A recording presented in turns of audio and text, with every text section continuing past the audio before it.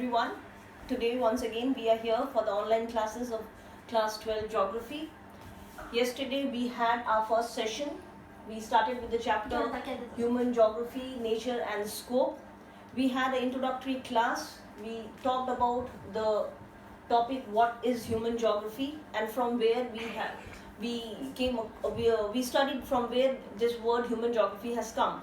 Geography has two components, one is physical geography, one is human geography, and this session we are all going to study only about human geography. So today's subheading is nature of human geography. If we talk about the nature of human geography, it has been studied in three theories. Geography started as a discipline first by Greeks. They were the one who started studying geography because they were very close to nature and they wanted to know about the nature. They wanted to know the extent of land, the extent of water bodies, they wanted to know the shape and size of the earth, they wanted to know the climate, the seasons. So they were the one who gave birth to the discipline geography. In fact, they were the one who evolved all the subjects evolved from Greeks, whether it is maths, whether it is history, whether it is cartography or geography, it evolved in Greeks. From the Greeks, slowly and gradually, it started spreading in other countries. Then came the Arabians and then Germans and French. Now, if we talk about the nature of human geography, the first topic which is there in nature of human geography, which was started by Germans, was given in the form of deterministic or determinism approach. It is also known as environmental determinism. It was popularized by Karl Ritter.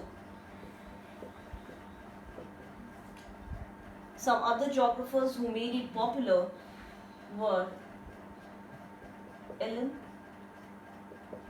C. Semple,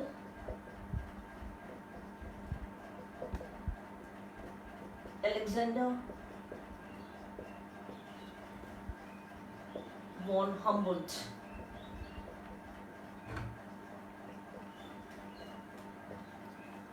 You know about Karl Ritter and Humboldt because you have studied regional geography and systematic geography in class 11.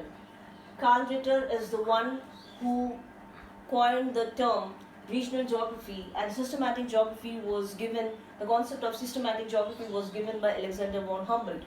So these three geographers who made the theory of determinism very popular all over the world.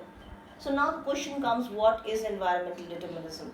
As the word suggests, environment determinism, it means nature determines man's activities. Nature will give you directions and man has to follow it. So in this concept, nature plays an active role in man and nature relationship. This can be seen in primitive societies.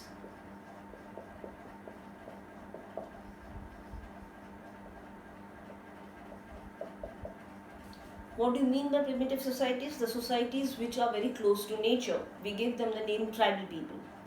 We see that they live in harmony with nature. They are scared of nature, they worship the nature. And whatever resources they want for their survival, they get it from the nature. They don't want to go against the nature because they are scared of its fury. During this stage, one thing you have to notice, that the technological know-how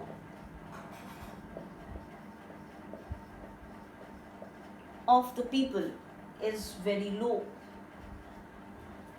Their activities are, or the directions are given by nature. Here I would like to give you one example. There is one tribe in Africa.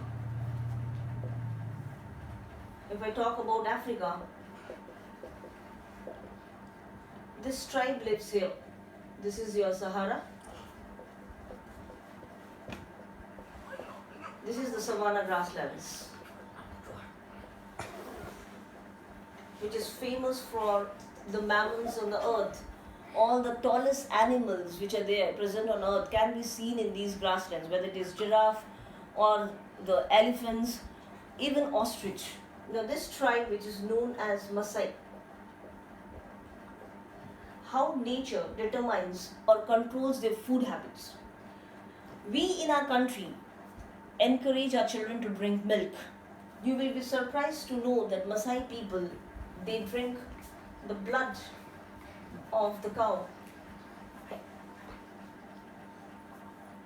I would like to show you some pictures.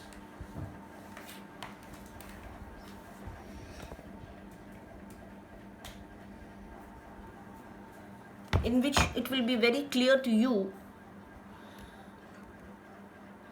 how they collect the milk from the cow's neck and they drink it.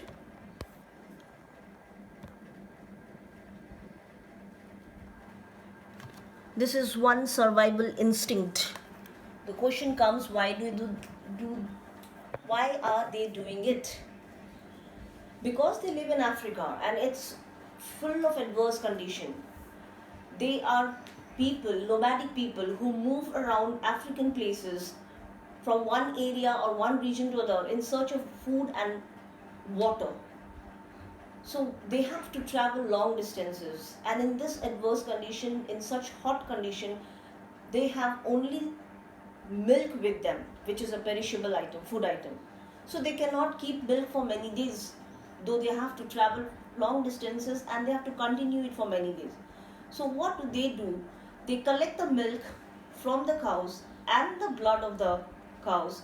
They mix it together, and the vessel in which they make or mix it is the ostrich eggshells. They break the ostrich eggshells, they fill the milk and the blood, and they make cakes out of them.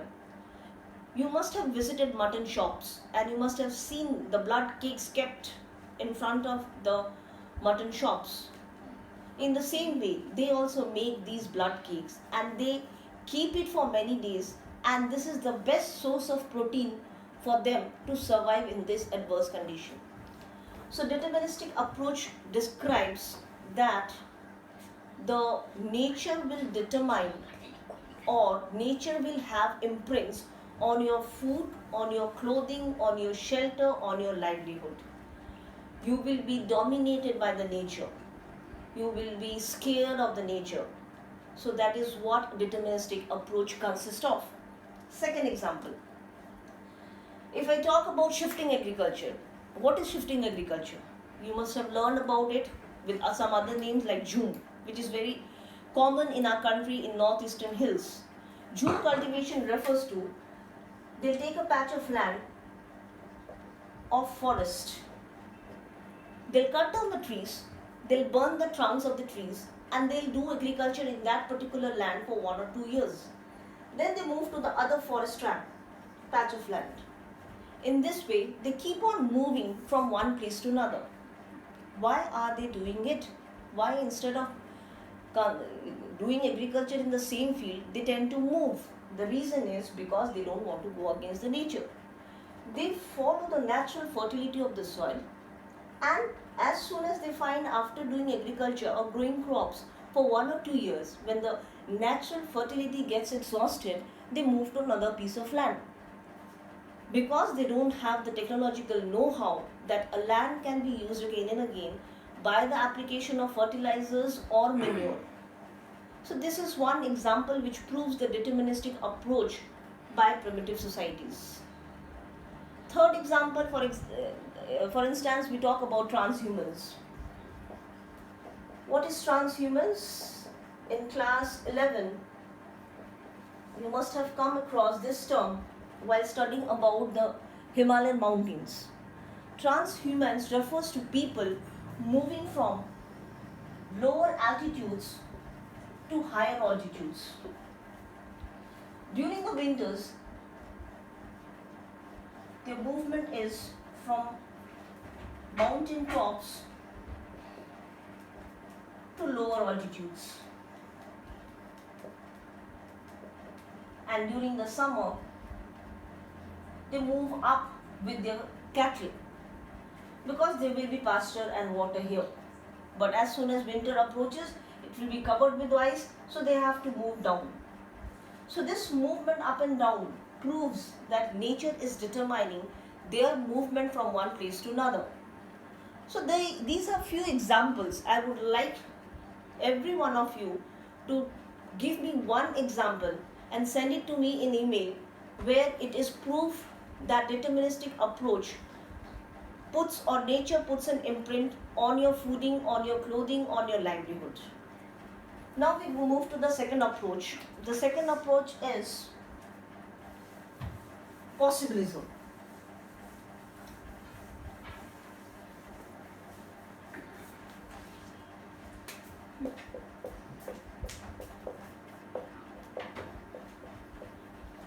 As Germans had given the theory of deterministic, where we have seen that how nature changes man's life, and we call it naturalization of man.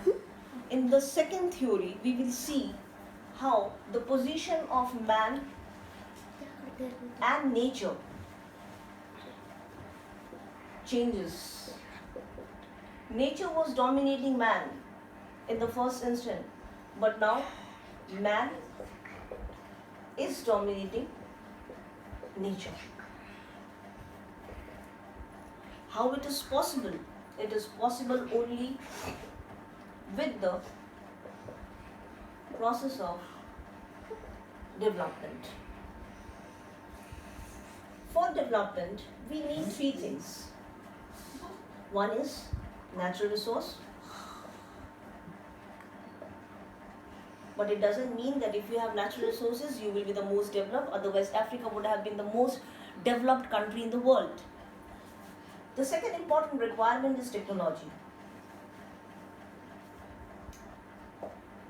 But then again, diffusion of technology is very important.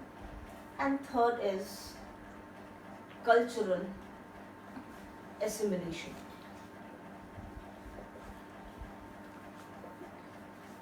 It means taking the things from others, accepting the things from others. Example: Punjab and Bengal. There are few things which are very common to Punjab and Bengal. First thing, they also grow rice, we are also producing rice.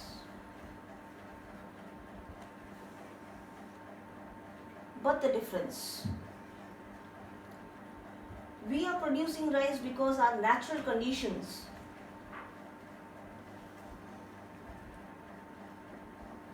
supports it.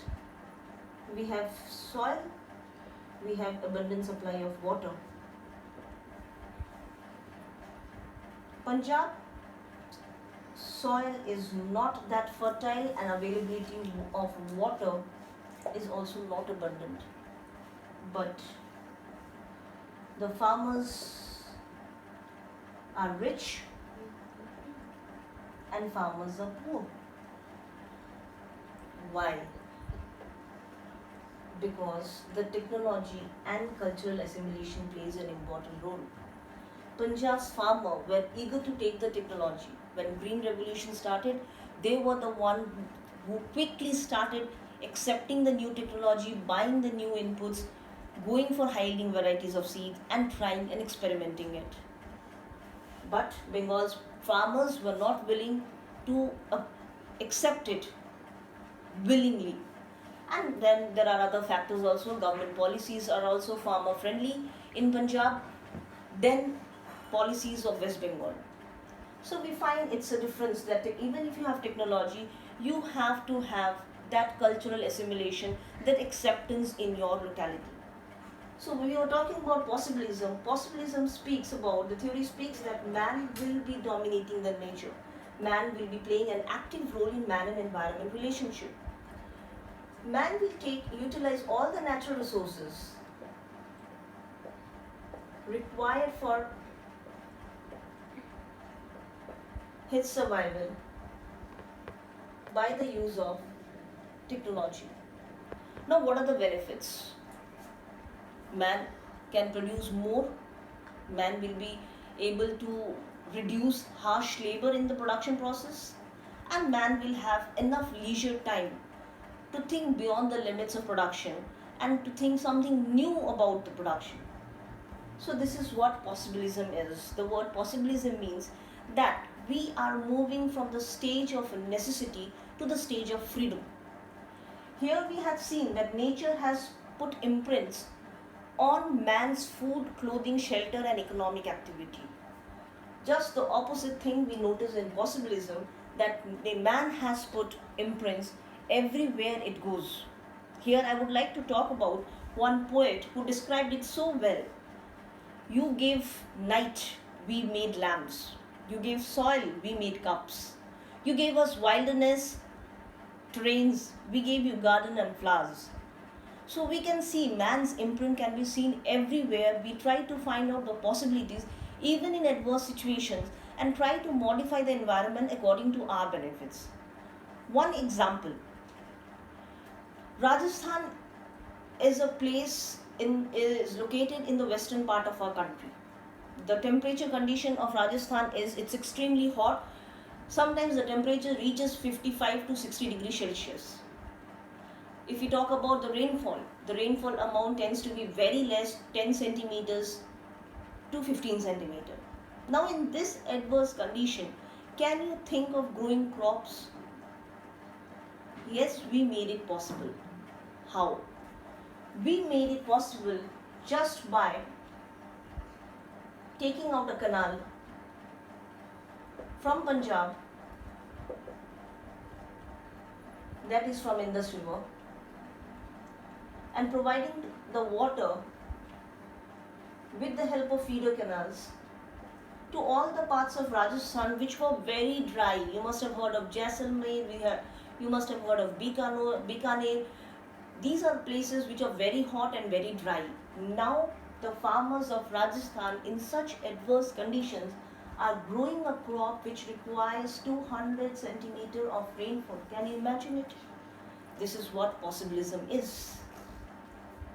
So possibilism believes that even if environment has put a constraint or limitation on your activities, you have to find out a possibilism over there and you have to take advantage by using your technology, your knowledge, your intelligence, how you will take the benefits of the resources given out there. Third example, we have talked about transhumans in deterministic approach. That people, they move from one region from the downhill to uphill in search of pasture and water. They are called as nomads. But now if you see the mountains, do you see these nomads anymore? No, there are no pasture lands. Why? Because we saw possibilities in our mountains and we turned our mountains for three things. Either for horticulture, which means growing of fruits, fruit orchard. If not horticulture, we find in some places it's all under plantation crops and people are really earning very well. If not plantation, then they have been turned into places of tourism, which is helping the economy a lot. So this is the way we have seen the possibilities even in mountains, where such adverse condition where we cannot think of growing anything. We have heard of glass house agriculture.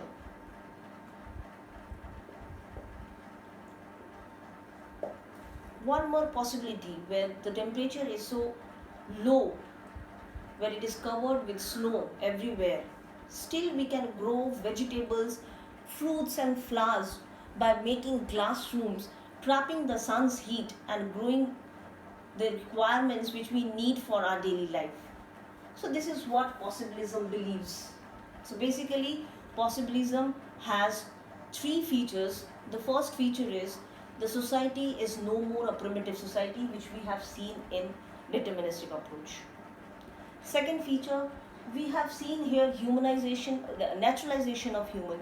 Man was totally dominated by nature, but here we see humanization of nature. Nature has been changed according to human needs. Third, we see the knowledge, the technology, the intelligence was very low.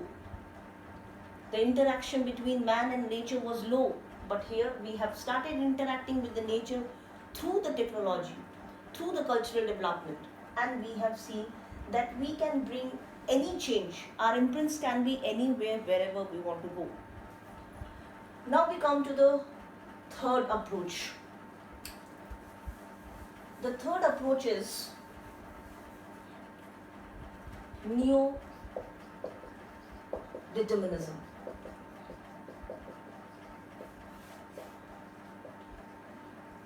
I forgot to tell you about possibilism. The person who was behind this, Vidal de la Plague. He was the one who propagated this theory.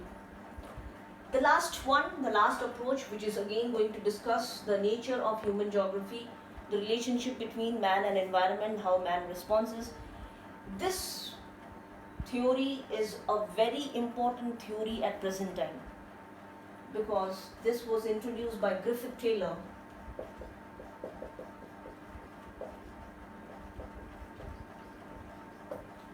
Geographers, they believe that the scenario is such as population is growing day by day, and we are utilizing the resources, the natural resources, tremendously. The first problem which we are going to see very soon, or we are facing rather, is scarcity of resources, because resources are not renewable, rather they are exhaustible.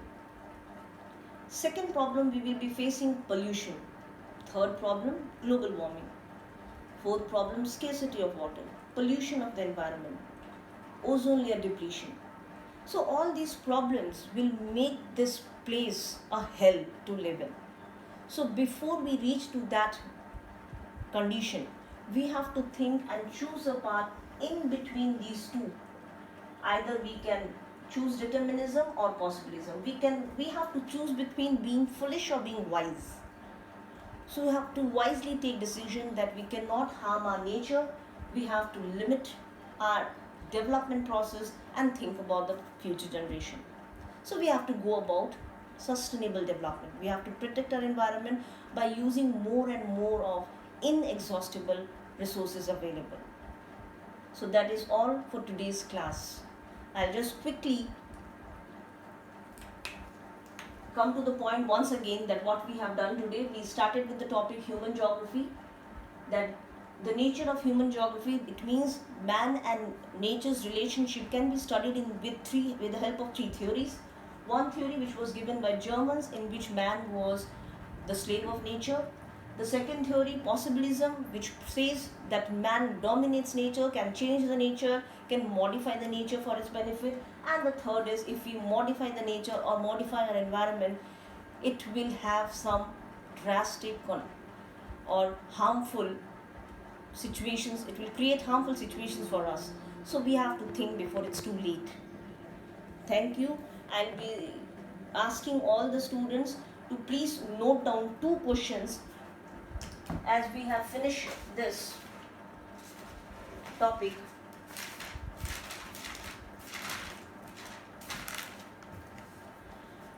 Question number 1. With social and cultural development, the imprints of human activities are created everywhere. Explain the statement in context of humanization of nature. I am repeating once again.